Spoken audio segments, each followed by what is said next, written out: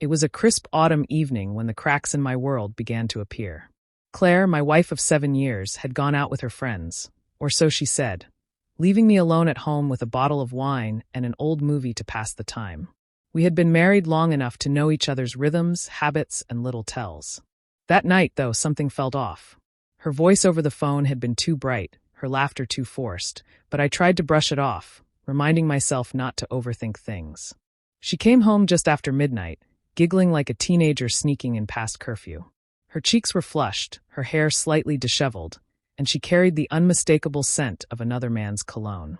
My stomach turned, but I forced a smile, acting as though nothing was amiss. "You're in a good mood," I remarked, setting down my glass. "Yeah, it was a great night," she replied, her voice unnaturally high-pitched and almost giddy. "The girls and I had such a good time. Nothing crazy, just drinks and laughs." I nodded, studying her more closely. Glad to hear it. But as the night wore on, I noticed how she avoided my gaze and clutched her phone as though it were her lifeline. Suspicion gnawed at me, but I said nothing. Confrontation wasn't my style. Not yet, anyway.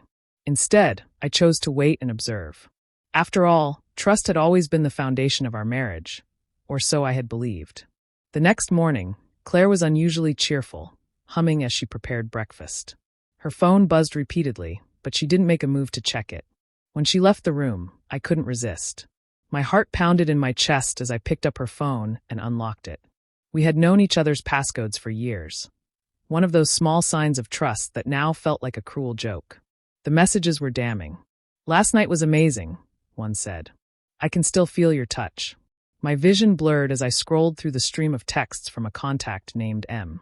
There were photos, too, taken in a dimly lit hotel room. Claire, laughing, a glass in her hand, draped across a man I didn't recognize. My world shattered in an instant. The betrayal hit me like a physical blow, stealing my breath. I placed the phone back where I'd found it, forcing myself to remain calm. Rage would come later. For now, I needed clarity, and I needed a plan. Claire returned to the kitchen, oblivious to what I had just discovered. She kissed me on the cheek and handed me a plate of eggs, her smile radiant as ever. How could she pretend everything was fine after what she'd done? Over the next few days, I became a ghost in my own home, watching, listening, piecing together the extent of her deceit. What I had initially thought was a one-night stand turned out to be anything but harmless. Claire and M had been meeting for months, stealing moments I thought were ours. The rage simmered beneath my skin, but I didn't confront her, not yet. Instead, I focused on gathering evidence, texts, photos, even receipts she carelessly left in her purse. My plan began to take shape, and with it came a grim sense of satisfaction. On the surface, I was the same devoted husband. I cooked her favorite meals, laughed at her jokes, and even planned a weekend getaway, just the two of us. Claire seemed relieved, as if my attentiveness had somehow absolved her of guilt. Little did she know, I was laying the groundwork for her downfall. The weekend trip was my masterpiece. I booked a cabin in the mountains, secluded, picturesque. Claire was thrilled, gushing about how much she needed the escape. I packed our bags, ensuring everything was perfect, even bringing along some new equipment for a hobby I'd recently picked up. She didn't question it. The first night was magical, or so it seemed. We drank wine by the fire, reminisced about our early days together, and even shared a dance under the stars. But my mind was elsewhere, focused on the culmination of my plan. The next morning, I told Claire I wanted to take some photos of the scenery and suggested she sleep in. She agreed, snuggling deeper into the blankets as I grabbed my gear and headed out. But I wasn't taking landscape shots. Instead, I set up cameras around the cabin, discreetly capturing angles that would tell the story I needed when the time came. When Claire finally woke up, I suggested a hike, claiming I had found a beautiful spot nearby. She hesitated at first, but eventually agreed, and we spent hours wandering the trails. For a moment, I almost forgot about the betrayal, almost. Back at the cabin, Claire's phone buzzed incessantly. She glanced at it, her expression shifting to one of annoyance. "Work stuff," she muttered, dismissing the notifications. But I knew better. That evening, I prepared her favorite dinner, pouring her another glass of wine every time hers neared empty. She laughed carefree, unaware of the storm brewing. When she excused herself to use the bathroom, I took her phone from the counter and sent a single text to M. "Let's end this." Then I deleted the thread, leaving no trace. By the time we returned home, Claire was back to her usual self, her laughter echoing through the house. But when she reached for her purse, her face went pale. She rifled through it, panic growing with each passing second. "Where is it?" she muttered, her voice trembling. "What's wrong?" I asked, feigning concern.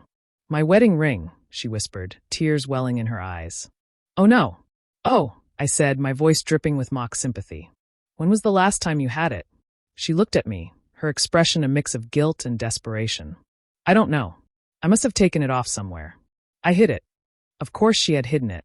The ring, once a symbol of our commitment, was now a tool in my revenge. The next day, I set my plan into motion. I had prepared a file, meticulously organized, detailing her affair in excruciating detail. Photos, messages, even the receipts she had carelessly left behind. I left the file on the kitchen table, knowing she'd find it when she returned. When she did, the color drained from her face. "What is this?" she asked, her voice barely a whisper. "The truth," I replied. "Something you've been hiding from me for months." She stammered, trying to explain, to justify herself, but I held up a hand, silencing her. "I don't want your excuses, Claire. I want you to leave." Her eyes widened, tears streaming down her cheeks. "Please, we can work through this. I'll do anything." "It's too late," I said, my voice cold. "You made your choice. Now I'm making mine." I had already spoken to a lawyer, ensuring the divorce would be swift and in my favor. The evidence I had gathered was enough to secure everything: the house, the car, even the savings. Claire had no idea what had hit her as she packed her bags, sobbing. But I felt no remorse. She had destroyed our marriage. She had destroyed our trust. This, for me, was justice. In the weeks that followed, I moved on, rebuilding my life piece by piece. Claire, on the other hand, struggled. M had ghosted her, leaving her to face the consequences alone. Friends we had shared distanced themselves, siding with me once they learned the truth. She had lost everything.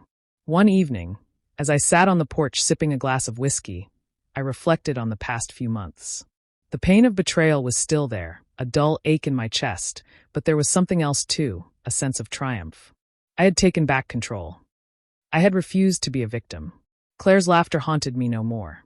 It was replaced by the sound of my own, laughter born of freedom, resilience, and the sweet taste of revenge.